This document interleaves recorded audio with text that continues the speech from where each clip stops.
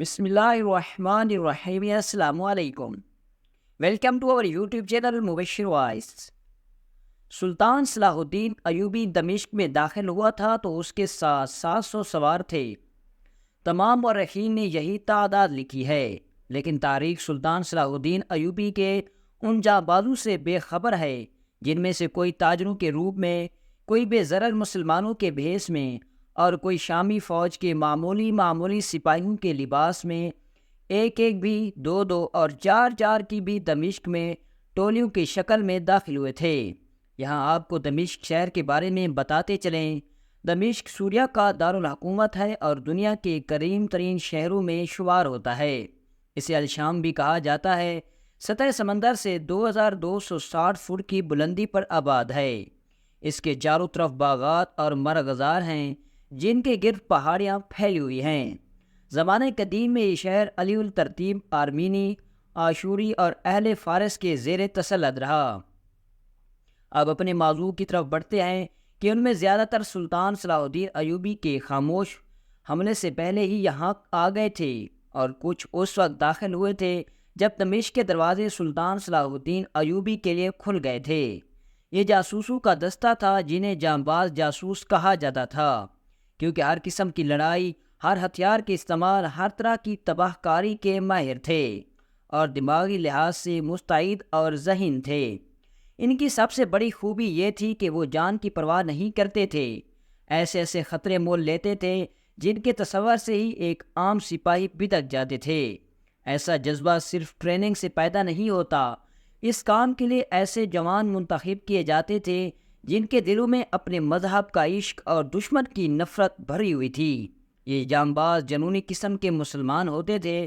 سلطان صلاح الدین ایوبی نے ایسے جانبازوں کے کئی دستے تیار کر رکھے تھے۔ سلطان صلاح الدین ایوبی جب 700 سواروں کے ساتھ دمشق کو روانہ ہوا تھا تو اس نے منتخب لڑاکا جاسوسوں کا ایک دستہ خصوصی ہدایت کے ساتھ دمشق کو روانہ کر دیا تھا۔ ان میں ایک ہدایت یہ بھی کی گئی تھی کہ اگر دمشق کی فوج مقابلے پر اتر آئے تو یہ جاسوس شہر کے اندر اپنی سمجھ اور ضرورت کے مطابق تخریب کاری کریں اور وہ دروازے کھولنے کی بھی کوشش کریں۔ اور ان میں ایسے بھی تھے جنہیں شہروں میں دہشت، بھگدڑ، افراتفری اور افواہیں پھیلانے کی ٹریننگ دی گئی تھی۔ یہ لوگ بازاروں، گلیوں اور محلوں میں پھیل جاتے اور محفل کی صورت میں ایسی باتیں کرتے کہ لوگ خوف سے کانپنے لگتے۔ ان تمام جانبازوں کی تعداد 200 اور 300 کے درمیان تھی۔ اس وقت کے واقعہ نگاروں نے صحیح تعداد نہیں لکھی، صرف یہ لکھا ہے کہ سلطان صلاح الدین ایوبی کے آمد کے وقت دمشق میں 200-300 جاسوس اور تباہ کار موجود تھے۔ ایک فرانسیسی واقعہ نگار نے صلیبی جنگوں کے حالات اور واقعات قلم بند کرتے ہوئے سلطان ایوبی کے لڑاکا جاسوسی کے متعلق بہت کچھ لکھا ہے۔ اس نے ان جانبازوں کے اسلامی جذبے کو مذہبی جنون بھی کہا ہے، کہ یہ بھی کہا ہے کہ یہ جاسوس نفسیاتی مریض تھے۔ اس فرانسیسی نے تو مذہبی جنون کی توہین کی کہ اسے نفسیاتی مریض کہا، لیکن یہ نفسیاتی کیفیت ہی تھی۔ مسلمان صاحب ایمان صرف اس صورت میں بنتا ہے جب مذہب اس کی نفسیات کا جز بن جاتا ہے۔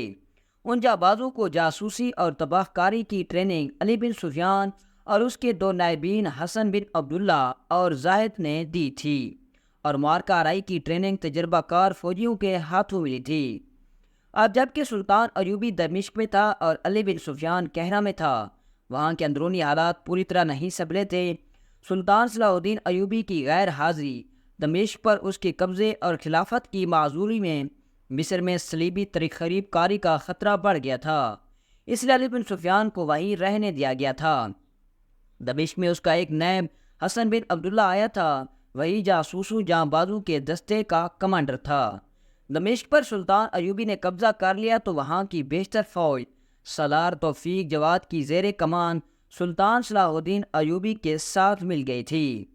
باقی فوج اور خلیفہ کے باڈی گارڈ دستے خلیفہ اور اس کے حواری امراء کے ساتھ دمشق سے بھاگ گئے تھے۔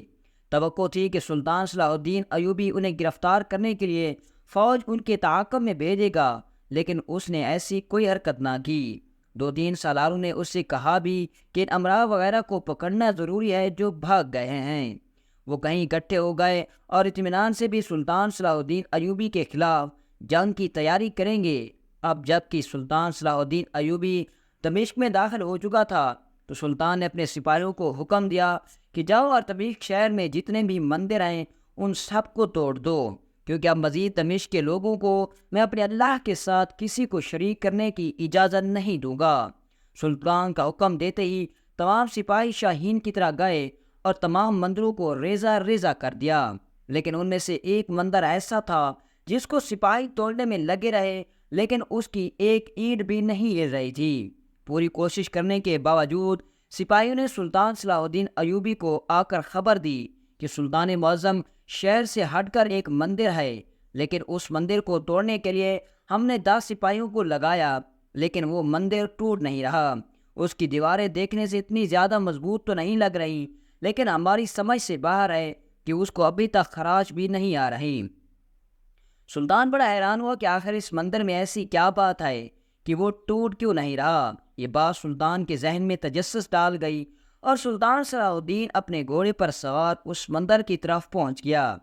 سلطان صلاح الدین نے اس مندر کو دیکھا تو اپنے اللہ سے دعا مانگی اور کہا، اے میرے مالک، یہ وہ جگہ ہے جہاں لوگ آپ کی بجائے ان بتوں کو پوجتے ہیں، آپ کی ذات کے ساتھ ان بتوں کو شریک کرتے ہیں، بے شک تو وحدہ لا شریک ہے۔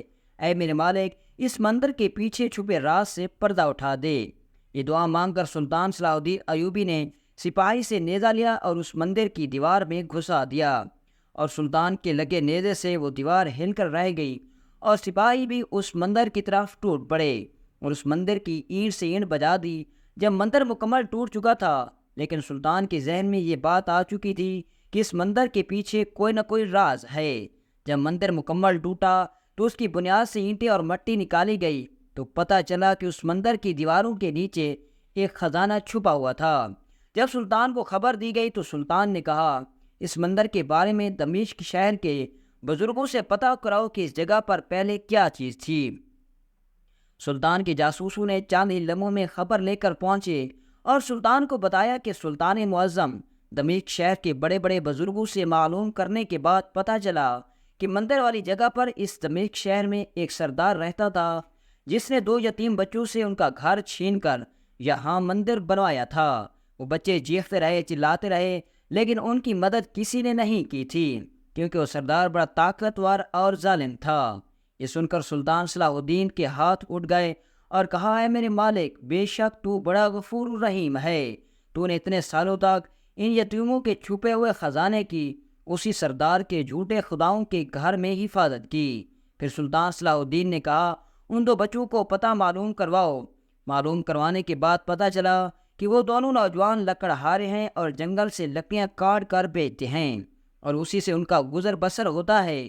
سلطان کی سپاہی ان دونوں کو تلاش کر کے مندر والی جگہ پر لے آئے اور سلطان صلاح الدین ایوبی نے وہ خزانہ نکلوا کر اپنے ہاتھوں سے ان 2 یتیم بچوں کے حوالے کر دیا، اور یہ بات پورے دمشق شہر میں پھیل گئی کہ ایک مندر کے نیچے خزانہ چھپا ہوا تھا، لیکن وہ خزانہ سلطان صلاح الدین نے اپنے پاس رکھنے کی بجائے ان یتیموں کو دے دیا جن کا پہلے وہاں گھر تھا، کیونکہ لوگ جانتے تھے کہ جس شہر پر جو سلطان یا بادشاہ قبضہ کر لیتا ہے اس شہر کی ہر چیز پر سلطان کا یا بادشاہ کا حق ہوتا ہے۔